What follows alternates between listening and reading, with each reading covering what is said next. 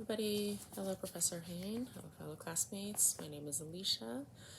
Today I will be presenting to you my case on the 9-year-old soap note who came in for sore throat.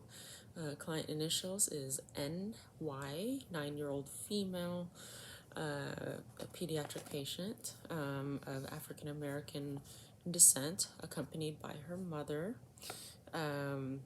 They are both very good historian. The chief complaint, and I quote, "My daughter has been complaining about a sore throat for the last 2 days, which has caused difficulties and painful swallowing." End of quote. This 9-year-old patient complains of painful swallowing, which started 2 days ago. The mother states the pain also affected her normal speaking, which resulted in hoarseness production with the onset of swelling in the tonsils that started yesterday evening. The patient admits that it's just in the localized area of the region of the throat that radiated to the tonsil area. The patient adds that the pain usually worsened when swallowing food and fluids with no relief, but to stay hydrated, of course, and get nutrition. She has been eating small, bland meals to get nutrition. The mother acquired some lozenges to relieve her condition, which the patient has been taking, but the feeling still has not improved. The parental that is accompanied by this 9-year-old has no other concerns other than this. She, of course, gets routine dental examination every 6 months. The patient has no history of any medical history, no surgeries prior, no hospitalizations prior as well. She, of course, is up to date all of her immunizations. She has received in the past the flu vaccine and is willing to receive the flu vaccine again for this flu season when she can. Patient has no medication, food, or any environmental allergies that she's aware of. The only medication she's on, of course, is just the lozenge, which she takes every 2 to 3 hours or as needed. And that the little girl is pretty healthy otherwise. Family history, both paternal and maternal are on both sides of the parents are deceased. So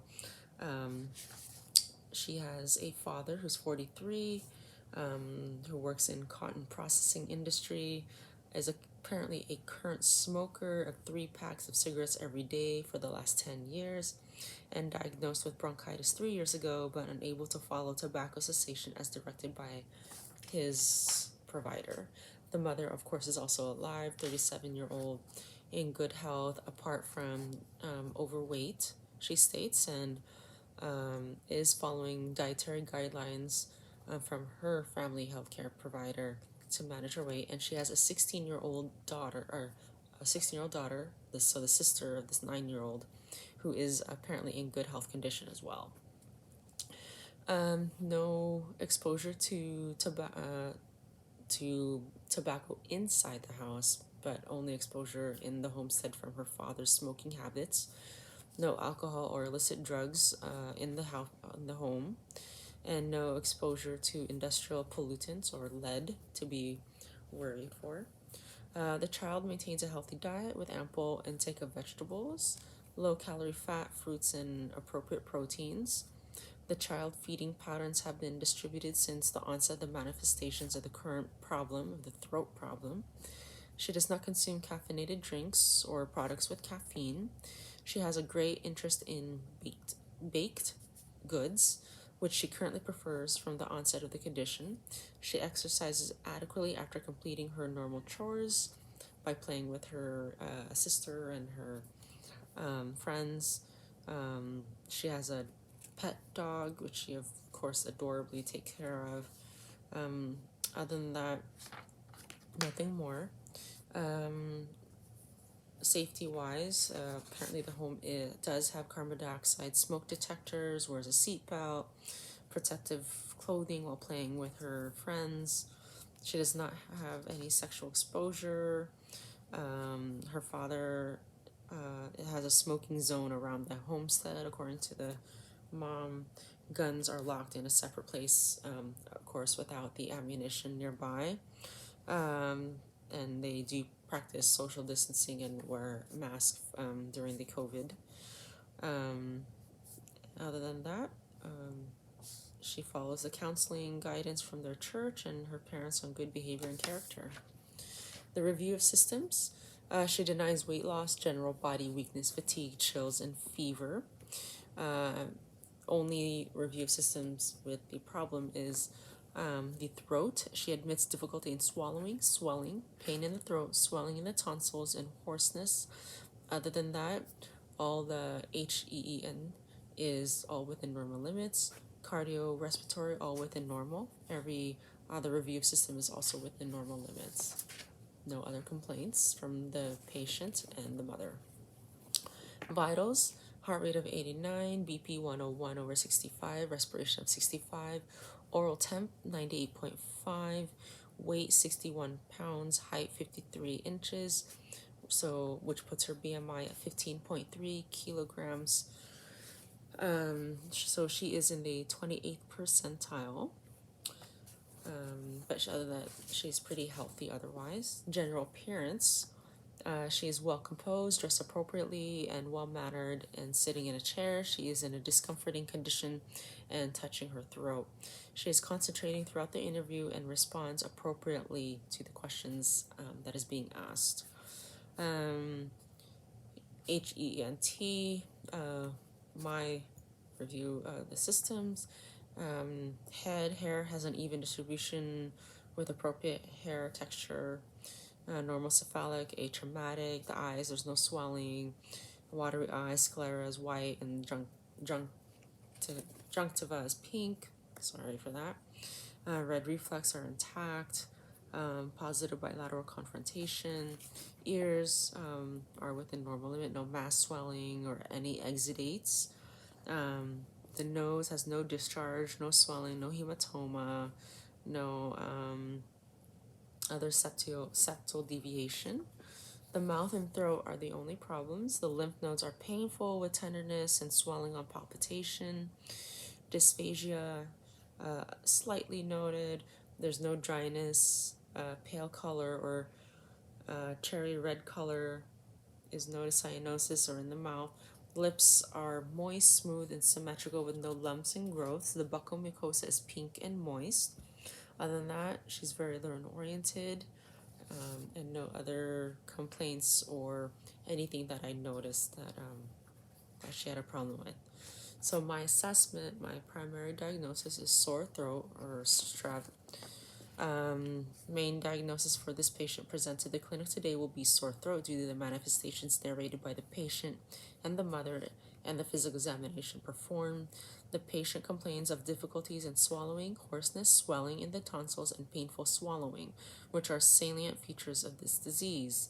The diagnosis of this disease will confirm the condition in the 9-year-old female child. My two other diagnoses I have is acute epiglottis. The manifestations of the acute epiglottis will be assessed for the patient presented to the clinic to either rule out for this disease. And this condition is usually manifested by hoarse voice, fever, restlessness, stridor, breath sounds, difficulties in breathing, and swallowing difficulties. The diagnosis, therefore, is ruled out because the patient does not have any breathing difficulties, fever, restlessness, stridor. The other differential diagnosis that I have is retropharyngeal abscess. This disease is due to the prevalence in children and the manifestation of swallowing difficulties and painful swallowing. The disease is characterized by enlargement of lymph nodes, pain, and difficulty in swallowing, a muffled voice in children, and neck stiffness. The diagnosis is ruled out based on the physical examination and the symptoms narrated by the daughter and the mother of having no neck stiffness or severe enlarged lymph nodes. So, of course, my diagnosis would be sore throat, strep. I, of course, would do the rapid strep tests, which, of course, came up positive. throat swab culture as well, which of course is pending, and possibly do a CBC count. The mother will be provided with a consolidated plan for proper management and care of the condition of the patient. Effectiveness treatment will be provided, among other interventions, to ensure full resolution of the patient. The patient is to receive her annual flu vaccine immunization next month or when she gets better. She's to continue the lozenge administration every 2 to 3 hours until the condition is relieved. She is to note the side effects of sometimes lozenges are dizziness, heartburn, headaches, nausea, and sometimes hiccups. Cold cough syrup is administered at 5 mLs orally every 4 to 6 hours as administered. The side effects of this drug include headaches, trouble sleeping, vomiting, nausea, and drowsiness. And of course, we just prescribed either Tylenol or Motrin. The ibuprofen administered at PO if she can, or there's a chewable or a liquid form. If we do the PO, B2, according to my nurse practitioner and pediatrician, she would prescribe 200 milligrams BID.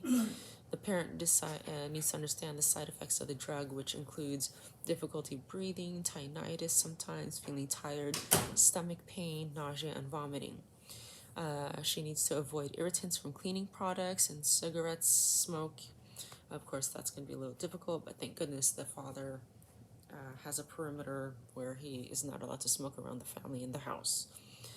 To use a cool air humidifier to eliminate dry air, which has the potential to aggravate the condition, gargling with warm and salt water, consumption of comforting beverages and foods only, avoid, of course, caffeine products or drinks, which she already does. Try warm broth and liquids, because the warmth does soothe the throat.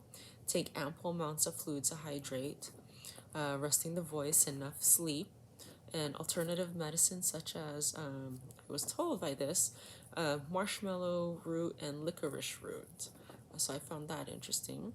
And of course, follow-up will be in approximately 3 to 4 days or at the end of this week. And a referral to the otolaryngologist if it does not get any better. Thank you, Professor, and thank you, fellow classmates, for listening to my soap note on my 9-year-old girl on the HEENT. Thank you. Bye-bye.